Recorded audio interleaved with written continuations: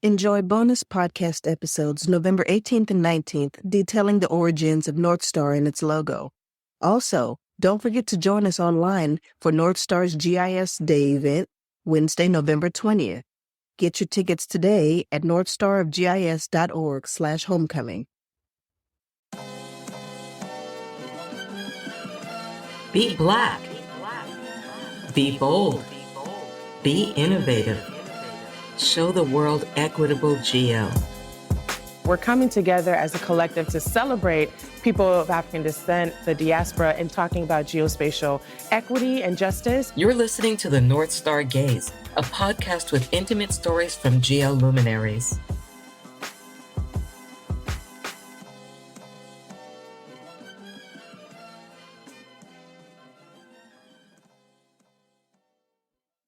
One of the things that we wanted to do with the inaugural season of the NorthStar podcast was to not only share intimate profiles of the speakers from the 2023 homecoming event, we also wanted to tell a little bit about the NorthStar origin story, because we know that if we don't tell our own stories, others will tell our stories for us. They'll mistreat our stories and they'll miss all of the nuance and the culture and the humor. And so we want to, from the gate, set the record straight, and then we're off and running. So earlier in the season, we had the episode where we outlined what led Clinton to picking up the phone to informally establish NorthStar, and then how we were able to help birth this baby.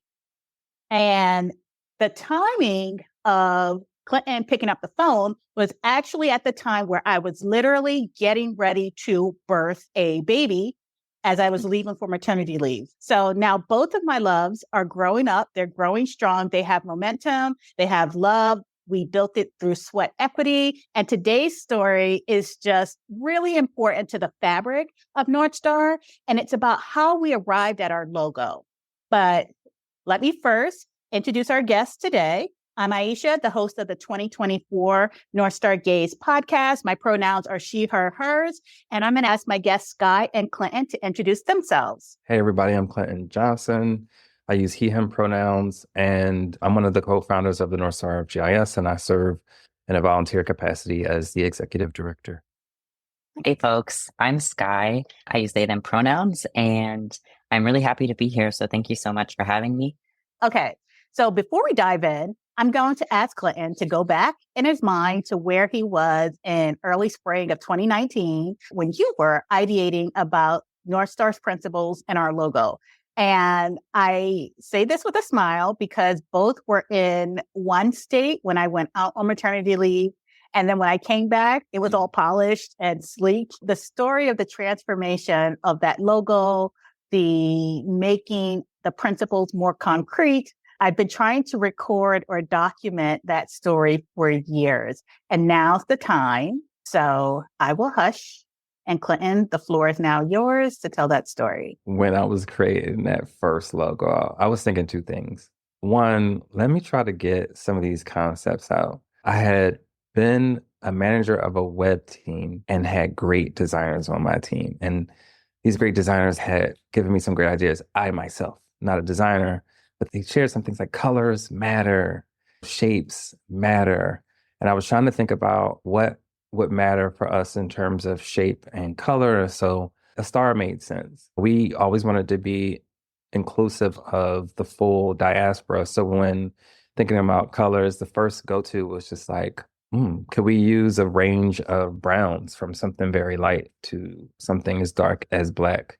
And that this was about people. And then the other thing I was thinking was, so that's one set of things, like, what should we be thinking about and how should that be reflected in terms of color, form, shape?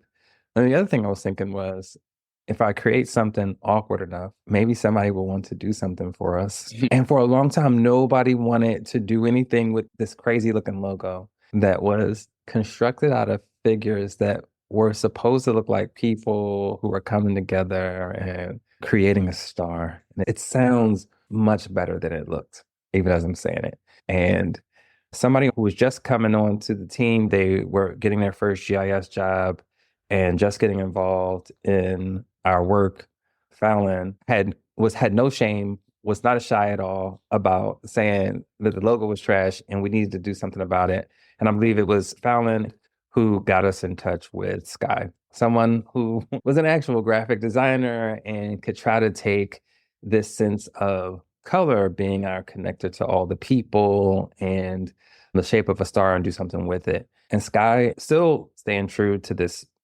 notion of a star, NorthStar being the name of our organization at the time, stuck with the star, but found other ways of connecting us to the people across the diaspora that honestly were much more meaningful than color and much more about our culture and not just our appearance. Thank you for that, Clinton, because when I got back, I was just like, I'm never going to be one to say your art is trash No. because I know people are sensitive about their stuff, but it was a little bit trash. But when I came back, I was like, oh. And okay, so to get us back to the framing. Now, Sky, I want you to tell your part of the story. I love it each time you tell it. I love the amount of thought and consideration you put into refining the logo. I learn so much each time you tell this story. It makes me go to the interwebs, looking up and trying to follow up on just this wealth of knowledge that went into this one very meaningful logo. It's a gem and it's a lesson in being intentional and understanding the culture of the people from the eyes of a designer. So could you tell us about your process and picking up the breadcrumbs of Clinton's story? Yeah, absolutely. First of all, Clinton, to your credit, logos are hard. Logos are really, really hard. Like maybe one of the hardest feats of design. So every time I approach one, I know that it takes a lot of time and thought and reiteration and lots of different phases. So yours was a foundational first phase that I was able to build off of. Second of all, I know it was a while ago, but I just have to keep thanking y'all for approaching me and to do this logo because I'm just deeply inspired by and proud of the work that y'all do. And I'm just super, super honored to have been able to collaborate on this project. So the logo approach, I wanted to basically understand and honor the history of the North Star motif. That's where I started. Specifically, its relationship to Black peoples globally, Africans and Black Americans, to GIS mapping and wayfinding as well. So I dove into research. My research immediately led me to the innovation of Black people, specifically enslaved African American women, through the technology of fiber art.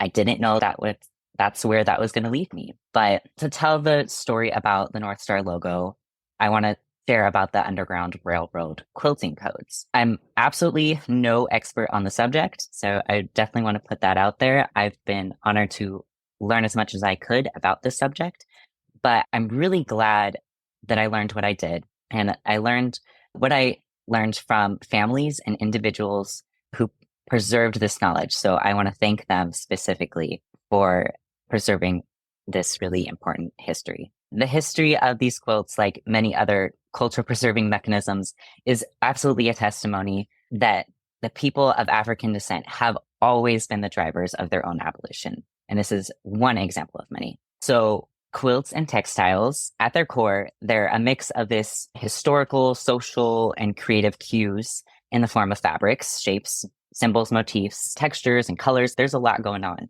But the Underground Railroad quilts included a combination of 10 major quilt patterns that were used by enslaved people and their networks to guide themselves to freedom. The North Star was one of those major patterns for this. And many of these codes had dual meanings. They could signal an action to consider at the time that was viewed or in view. They would put it up. They could provide clues, indicate directions, like literal navigational directions. They could help people prepare for their journey. Essentially, once you knew these building block codes, embedded in one or more of the directional patterns or including patterns with identifying landmarks, could turn a quilt into a map. In one of the most informative pieces of research I found was an interview with Rose Mitchell, the librarian of the African American Resource Center at LA County Library. And she mentions, I'll just offer her quote, coupled with a knowledge of textile production and African art form, which embodies African symbolic systems and designs. They discovered they were able to communicate complex messages in the stitches, patterns, design, colors, and fabrics of the American quilt. These were often hung from clotheslines or windowsills, even on plantations. And because hanging a fabric out to dry was inconspicuously common, right? These quilts could go unnoticed. They would serve as billboard messages to those who needed it and to those who knew what they meant. But to a plantation owner, it just looked like laundry. Pretty ingenious. So back to the 10 major quilt patterns that were used to guide people to freedom. I'll go through the very brief way that is remembered. There's many more ways to remember these patterns, many more longer versions. And there were actually also secondary patterns in addition to the 10 primary. But the primary are the monkey wrench turns the wagon wheel towards Canada, on a bear's paw, trail to the crossroads. Once they got to the crossroads, they dug a log cabin on the ground. The shoe fly told them to dress up in a cotton and satin bow ties, go to the cathedral church, get married, and exchange double wedding rings. The flying geese stay on the drunkard's path. And lastly, the NorthStar pattern. Follow the North Star towards the north, specifically to Canada. For a more extended version of what information these communicated, you can listen to Georgia Payne's presentation, which I'll provide so that it can be linked in the show notes. And another incredible layer of all this was how these quilts, one form of resistance, actually interacted with other forms of creative resistance organizing during this time. So just as maps were braided into people's hair and seeds were saved inside braids, maps were stitched into quilted fabric on the inside, and important documents were sewn between the layers, and more maps with landmarks were shown and sewn into the insides of these quilts so that people can open them and see like literal maps stitched into like fiber.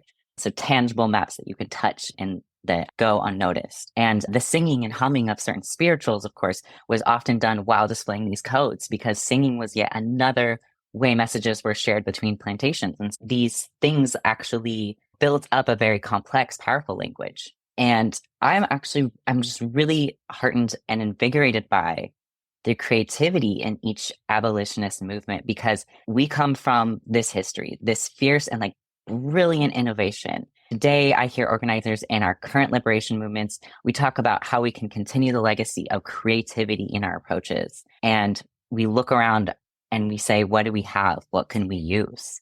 And this is a beautiful example of that. And we can't forget these things and the remnants that make it through history. And as an artist, I have to say that the historical roles of these graphic forms and of song and hair braiding in the fight for liberation is so meaningful to me, because it feels like, oh, my skills are useful, right, to this movement. And not only were these skills used in the movement, but they were invaluable to the movement. And I know that stands true today still. Our movements must include mappers and coders and hairstylists and dancers and poets. So I am so glad that I dug into this history before jumping into the logo making, because wow, what rich information was waiting for me there, right? Yeah. Sky, before you go on, I don't know about you, Clinton, but I just need to take a moment to just digest everything that you just said, because I want to say that I happen to be on campus and Fallon says, oh, we can meet with Sky and go over the logo. Sky comes, we sit around a little table. Some other people come over who we've just given a NorthStar spiel to. And Sky whips out this little book, opens it up, and starts showing me things, including these little sketches, and is recounting this history. Now, while Sky has been doing this research around the logo, I've been doing research around movements that have taken Black folks from oppression to prosperity, from hardship to thriving, and have done so in ways that are overt and covert. And I'm learning about the value and importance of messaging and of meaningful collaboration with people across the diaspora and people from other groups. I'm starting to think about NorthStar as this overground railroad to prosperity. At that time, just thinking about GIS professionals, already thinking about how core to this was already this notion that maps are these powerful tools, and folks have not been using those maps to advance equity, and that harms everyone. And in the US, in many spaces, it harms Black people acutely. And all of these notions are coming together for me. And then suddenly Sky lays all that out. And I don't remember what my face looked like, but I have this problem where the more excited I get, the more dead my face goes. And I'm just like, taking this all in. So I don't know if I was reacting the right way. So when my face goes dead, that means now I have to tell you how I feel because my face isn't telling you. And hopefully I conveyed how intensely impacted I was by the journey that you went on, the effort that you put into creating the logo, and then what you share. Because suddenly there were some things that I heard before, but there were many things that I hadn't. So I'm also getting this history lesson as a part of this journey towards getting a symbol to represent us in our community. And one of the sketches that the Sky shows is at the right angle, and I recognize the symbology from quilts that my grandmother had in her house when we were kids growing up. I don't know where those quilts have gone. I sat there and I was just talking about how, as a kid, when I first moved to Philadelphia, we stayed in my uncle's old bedroom in my grandmother's home, and we slept under these quilts that had these symbols that I always thought were like really interesting, really intricate. And suddenly I'm seeing what I believe to be one of those symbols in a sketch. And it now is being incorporated into the logo for our organization. And so for me, like all of those things were just powerful and somehow weighing down on me in a way that was uplifting. So I don't even know how to describe that. It was weighty, but the weight of it was underneath me, lifting me up, if that makes sense. And at some point later on, I think it was last year, I found myself on a Underground Railroad tour and bumped into the inspiration for our logo on the US side monument to the Underground Railroad in Detroit. So then it came full circle one more time. Yeah, I think it comes full circle for me. So I am in the training world as a professional.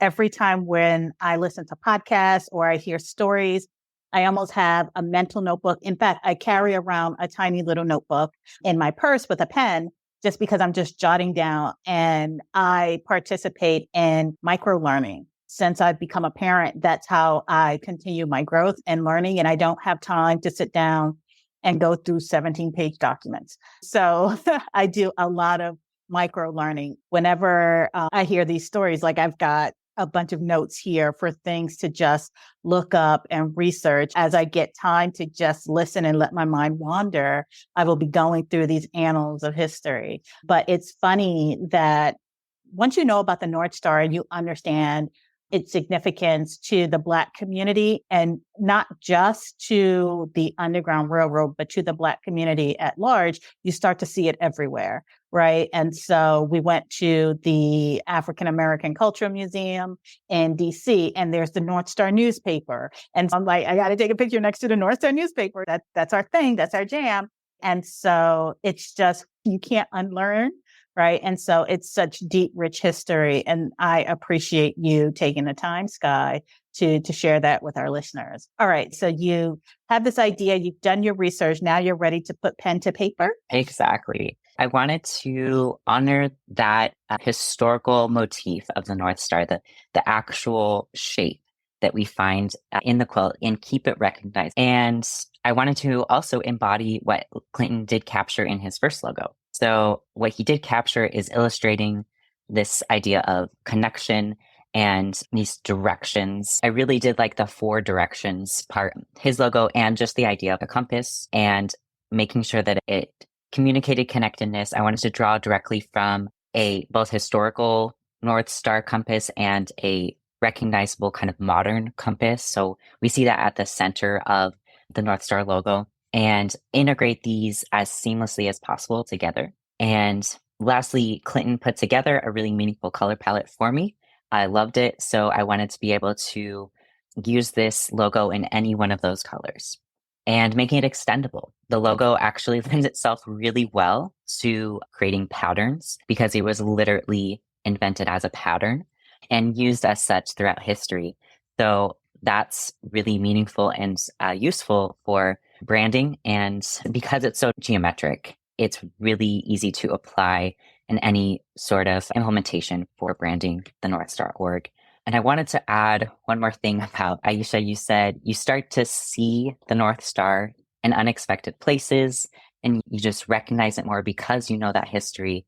And I absolutely had the same experience. And one additional experience I had that made me so thankful that I dug into this history and that I discovered this was the fact that the way that the North Star symbol came to the American quilt had an even deeper history that originated in Bethlehem. And right now, Indigenous Palestinians are reminding the world that is a sacred symbol, that those four corners of this star in that same configuration, this logo also nods to that and invokes that star as well.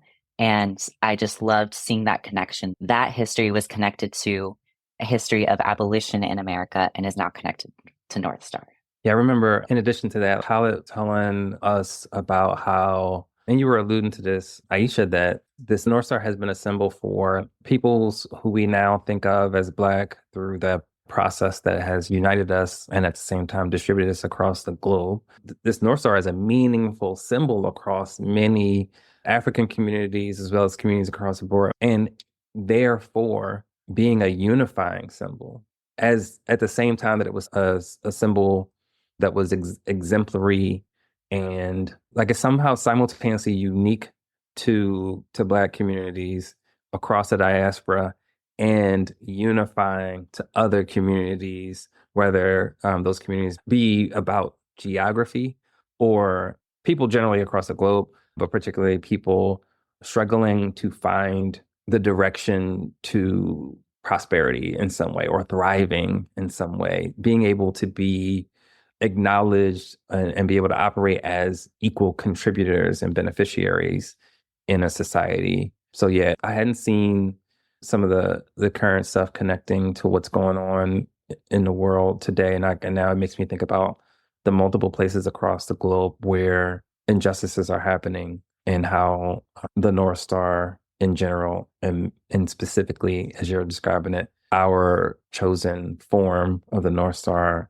has been a unifying and an empowering symbol. Yeah, I agree. I couldn't say it better than the way Clinton said it. The North Star means something and it should symbolize freedom globally. And we can't pick and choose which communities, which ethnic groups that freedom should be allowed for.